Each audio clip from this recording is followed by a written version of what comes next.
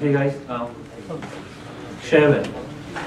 It is about sharing things that you have, things that you give away to other people, the things that they need in a situation where you build trust within connected communities. It fosters multiple positive downline implications, and we'll go over some of them. How does the system work? The easiest way to identify the system is to get the gist of what Mohammed Yunus Grameen Bank does.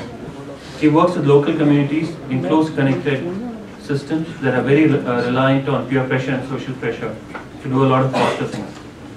We are taking the gist of that idea, we are connecting it, bringing it together with a ranking and karma system like in eBay or Amazon, where over a period of transaction exchanges you get points, what we are calling karma.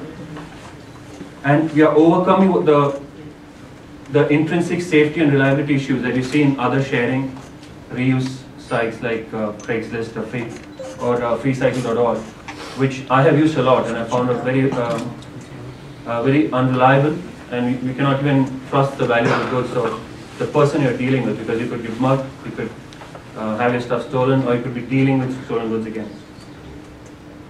How does our system work?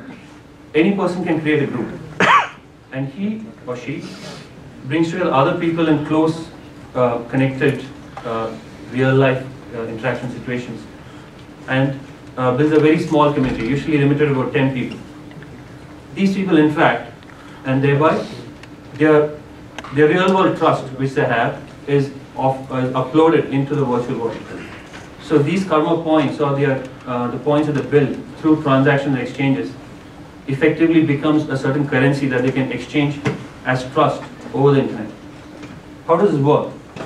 Though it starts locally, it becomes globally effective, because if there is a small group that intrinsically trusts itself internally, any person outside can trust that group because of the system that they have, similar to the Grameen one. So this is very scalable in a very large way, even though it starts off being very small.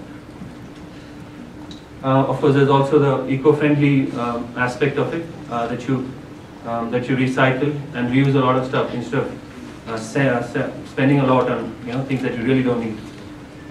We'll go through a short demo.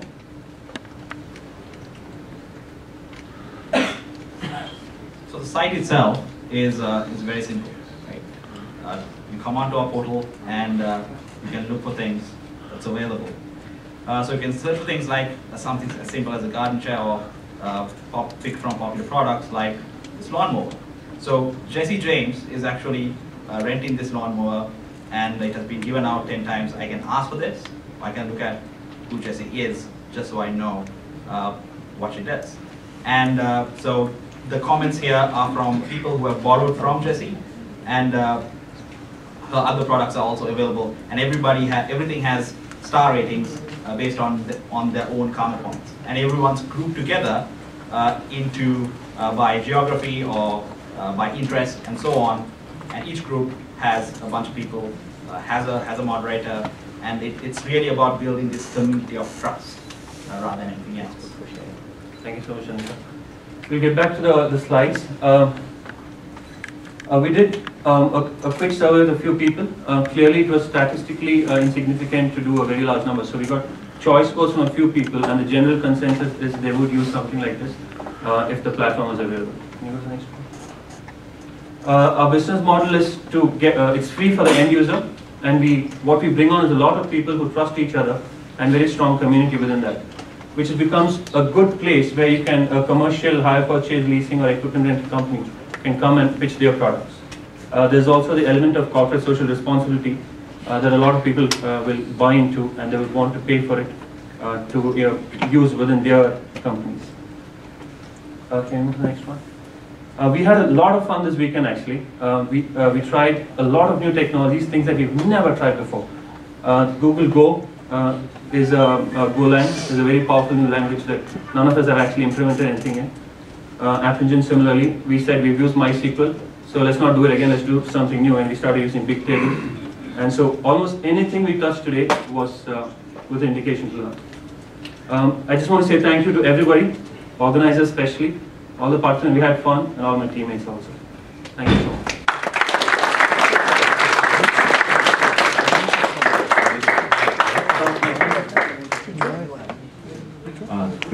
great presentation.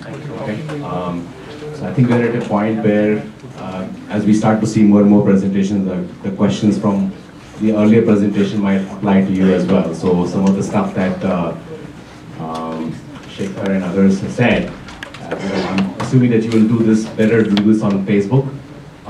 We thought about, sorry, if I'm... Yeah, no, go ahead. We thought about, in fact, we talked to Vinayak and other people who came up with this suggestion also, and there was another person, Sanjeev. The idea is it is possible. Okay. Facebook is a platform. Linux, App Engine, anything is a platform. And it is possible, and there's no denying it. And we say, yes, it is possible, it is also possible. There are benefits, and, you know, Facebook, the thing is, it brings a lot of people that you can use immediately. So you don't recommend that you would go ahead with Facebook? You would have your own site? We would, yeah, but it's a Facebook integration rather than Facebook driven. Okay, so in which case, the second question is, you know, how do you think you guys going to go ahead with this? So we would start by seeding communities that we pick. Maybe. So my first question is, are you going to go ahead with this? It seems very positive. We've got very positive feedback, and I think we should. Yeah. So then talk about how you're going to launch it. So we would start with interested communities, beta communities, maybe inside urban areas, apartment blocks, schools, inside offices, where people sharing naturally happens. So from there on, we will see how it goes and expand from there on. It's very important to us that we see the right community early on with the right values, so that it becomes a platform of trust. That's very apt. And also the point that when we talked to other people was, Facebook is not necessarily a real-world communication platform. Therefore, to build that trust, you cannot do it with Facebook. But you're right in saying there are people there. It's a platform that brings so many people together. And certain things do exist. Craigslist, a version of Craigslist does exist on Facebook. It's a failure for the same reasons. So we think this is positive. It's not that any of the platforms are any less in other ways, but we think, I kind of get a slight better feeling with this. Shekhar here. So I still didn't get why a participant in the community use this. Maybe I missed that point completely. What's the value for me in a community to use this platform? There are a couple of audience surveys that we did, and apart from that also, there is one that some people just want to do good in some way. They would like to share this stuff. Secondly, we are driven by a very consumerist, outlook these days. I come from a village, and in my village, when my mom wants something, she doesn't just go buy something immediately. She just shouts out to the neighbor and says, "Can you bring it over?" So that kind of a human bond is kind of thinning these days. So there is a very psychological, soft, social aspect to it, but it's also about saving money. When you take it very practically, the fact that if you borrow let's say, a set of speakers or a cycle to use one day, means you save money on buying the entire thing, and you return the favor for the day. So there is both the soft and the monetary aspect. Most of the renting or borrowing happens for incidental purposes. You're throwing a party, you don't want to buy 50 chairs. You want to assemble some chairs, assemble some extra dishes. So that point is where I want to stress. Don't make your platform loose.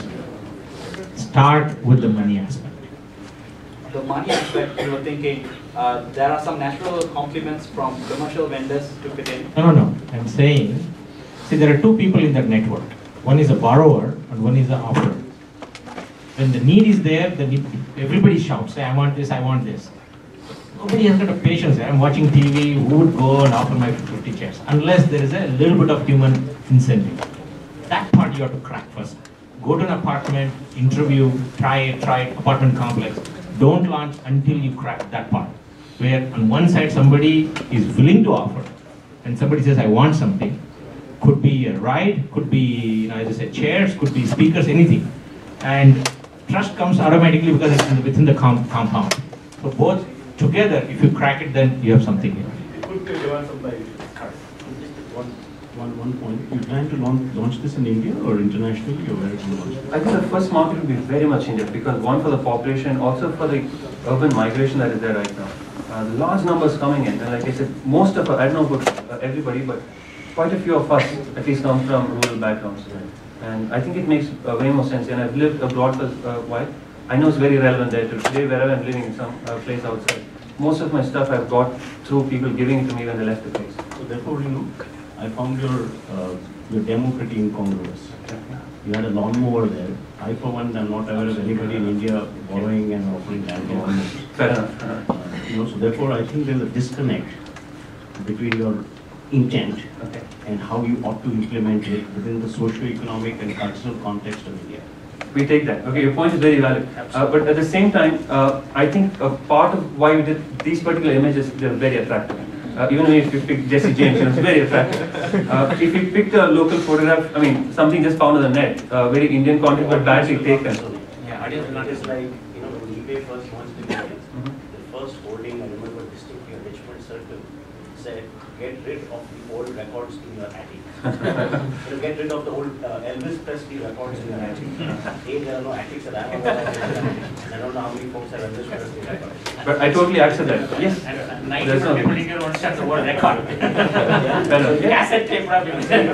Consumer play, we need to resonate with the behavioral patterns of the end consumer segment. Totally accept. Again, like I said, we're trying to make it beautiful, interesting. I will quickly add one more thing. You have done an excellent job in terms of explaining this whole thing. I think you need to build up the letter side story as one of the letter side story you can build up. I think these are the directions.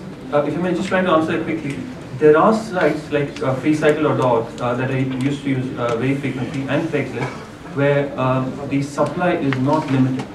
Trust me, because you don't have to trust me. You can go check it out yourself. Because a lot of products, you go on you go on Craigslist today. Every day there are products being posted. So the supply is there, is what I think. Okay, thank you. But thank you very much. There is one comment. The incongruence could be because it's an international team. 2 people have come down from Sri Lanka just to attend South African Bank.